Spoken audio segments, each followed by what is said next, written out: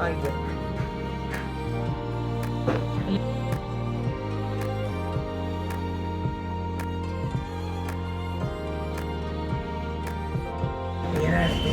Forward എഴുതി നിങ്ങൾ വായിച്ചു. ഇദ്ദേഹം ആ ഫോർവേഡ് പ്രസിദ്ധീകരിച്ചു ലണ്ടനിൽ. ആ ലാസ്റ്റിൽ ഞാൻ നോക്കി എല്ലാ നിർദ്ദേശവും കൊടുത്തു. അത് കഴിഞ്ഞിട്ട് അവാർഡ് കിട്ടി ജലന്ധറിലേക്ക് വരുന്നുണ്ട്. പക്ഷേ ഞാൻ ജലന്ധറിൽ വന്ന് ആ സമയത്ത് ഇങ്ങോട്ട് വരണ്ട. ആ സമയത്ത് വന്നത് ശരിയല്ല. അപ്പോൾ ആ ഒരു കാലഘട്ടം അങ്ങനെയാണ്. നിങ്ങളുടെ ജ്യോതിഷം അനുസരിച്ച് അത് ശരിയല്ല. അത് കഴിഞ്ഞിട്ട് പിന്നെ ഇദ്ദേഹം എഴുതിയ പുസ്തകം, പക്ഷേ ഇത് സത്യം ഇദ്ദേഹം അവസാനത്തിൽ പറഞ്ഞു. ആദ്യം അപ്പോൾ എന്നോട് 1 മണിക്കൂർ ഇങ്ങനെ ആ സമയത്ത് നല്ല ആരോഗ്യം, നല്ല ശബ്ദമുണ്ട്, കുറച്ചുകൂടി ആവാം ചായ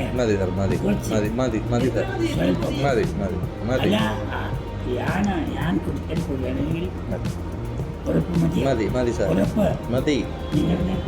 സന്തോഷം.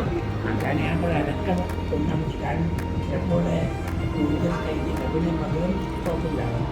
അത് കഴിക്കാൻ ഷുഗറൊക്കെ ഉണ്ട് എന്നാലും അത് അപ്പോൾ പണ്ടത്തെ വിദ്യാഭവനിൽ ആയിരുന്നല്ലേ? വിദ്യാഭവനിൽ ഞാൻ സാറിന്റെ അടുത്ത് പോയിരിക്കുന്നതാ. ഞാൻ ഡൽഹി ജോയിൻ ചെയ്യുമ്പോൾ സാറ് IIMCയുടെ ഡയറക്ടറാണ്, Indian institute of mass communication. അവിടെ നിന്ന് റിട്ടയർ ചെയ്ത അടുത്ത ദിവസം തന്നെ ഭാരതീയ വിദ്യാലയം ജോയിൻ ചെയ്തു. അപ്പം ഞാൻ താമസിക്കുന്ന ഭാരതീയ വിദ്യാലയത്തിന്റെ അടുത്ത ക്യാമ്പസിലാണ്. അപ്പോൾ ഉച്ചയ്ക്ക് അവിടെ ഊണ് കഴിക്കാൻ വരും, ലഞ്ച് ടൈമിൽ വരും, വൈകിട്ട് വരും. സാറ് 7 മണി വരെ ഇരിക്കും. പിന്നെ ഞാനും കൂടിയിട്ട് കേരള ക്ലബിൽ പോകും. പിന്നെ ഭാരതീയ വിദ്യാലയം എല്ലാ കോഴ്സും സാറ് പഠിപ്പിക്കും, എല്ലാം പഠിപ്പിച്ചു.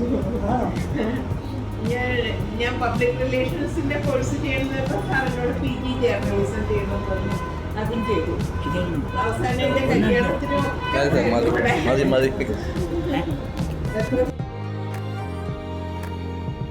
അങ്ങനെ വന്നിട്ട് എന്തോ ദൈവാനുഗ്രഹം. ആർട്ടിസ്റ്റ് പണി എന്നെ കൊണ്ടാവില്ല. ഇയാൾക്കൊന്നും അല്ല, ഇയാളിങ്ങനെ തെറ്റിപ്പേര് ഇങ്ങനെ ശരിയാവും. ആ സമയം ഞാൻ വായിച്ചിട്ട് ഓരോ അക്ഷരം അപ്പോൾ താങ്കൾ ഒരു കാര്യം എന്നോട് പറയും, എനിക്ക് വളരെ സന്തോഷമായി. ഞാൻ 1 മണിക്കൂർ എങ്ങാട് അത് കഴിഞ്ഞ് 2-2:30 മണിക്ക് അദ്ദേഹം എൻ്റെ മുന്നിൽ പ്രത്യക്ഷപ്പെട്ടു. അപ്പോൾ ഞാൻ പറയും, താങ്കൾ സ്വപ്നത്തിലാണോ അതിൽ ഞാൻ യാഥാർത്ഥ്യത്തിലാണ് താങ്കളുടെ മുന്നിൽ സമയത്ത് താങ്കൾ അടുത്ത് എത്തിയിട്ട്. ഞാൻ പറയും, യോഗ എന്ന് പറയുന്നത് പോലെയാണോ? അതല്ല, അങ്ങനെയല്ല. താങ്കളെ ഇതിനെ ഒരു പ്രമാണമായിട്ട് നാളെ കാലത്ത് ഒരു ഫാദർ ഇവിടെ വരും, അത് താങ്കൾക്ക് ബൈബിൾ തരും. എനിക്കൊരു ആഗ്രഹമുണ്ട്, താങ്കൾ UP-കാരനായതുകൊണ്ട് എന്നെപ്പറ്റി കുട്ടികൾക്ക് വേണ്ടി ഒരു പുസ്തകം എഴുതണം. ഞാൻ പറയും, ഞാൻ ഹിന്ദുവാണ്, ഞാൻ ബൈബിൾ വായിച്ചിട്ടില്ല, എനിക്ക് എങ്ങനെ എഴുതാൻ സാധിക്കും? അതെല്ലാം എഴുതാൻ സാധിക്കും. അത് കഴിഞ്ഞിട്ട് ഞാൻ ആ പുസ്തകം എഴുതി കുട്ടികളുടെ യേശുദേവൻ. ഇപ്പോൾ 8ാമത്തെ പതിപ്പ് വരാൻ പോകും. കുട്ടികളുടെ യേശുദേവൻ. അപ്പോൾ ബിഷപ്പ് കുണ്ടുകുളം അന്ന ബിഷപ്പാണ്. അപ്പോൾ അദ്ദേഹത്തിന് കാണിക്കാൻ പോകുമ്പോൾ അദ്ദേഹം ഇതിലെ ചില ചരിത്രപരമായ അത് ചരിത്രപരമായ സംഭവങ്ങൾ ഇല്ല. അത് കഴിഞ്ഞിട്ട്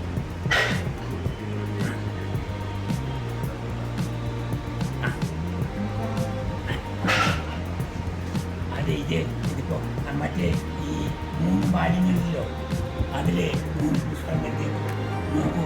ആ ആദ്യത്തെയാണ് ഇപ്പോൾ പുസ്തകം മറ്റേ വേദിയാക്കി. അത് ഞാൻ പറഞ്ഞു, എനിക്കുള്ളത് അവിടെ ഉണ്ട്. പ്രസിദ്ധീകരിച്ചത് ആരാണ്? പ്രസിദ്ധീകരിക്കാൻ പോകുന്നു. അപ്പോൾ ഇന്നലെ ഞാൻ സാറോട് പറഞ്ഞു, 10ാമത്തെ മാസം 9 മാസം കൊണ്ട് പൊട്ടി പ്രസവിക്കും.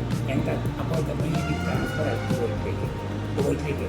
പക്ഷേ ഞാൻ ഈ 2 ദിവസം വച്ചിട്ട് താങ്കൾ തനിക്ക് മാത്രമേ പോകുന്നു. അത് ദൈവാനുഗ്രഹം. അപ്പോൾ യേശുദേവനെ കുറിച്ചും സാറ് പുസ്തകം ചെയ്തു. അപ്പോൾ എത്ര പുസ്തകം ചെയ്തു സാർ യേശുദേവനെ കുറിച്ച്? അല്ല, പിന്നെ മറ്റേ വേറെ ഞാൻ പരസ്യത്തെ ശരി.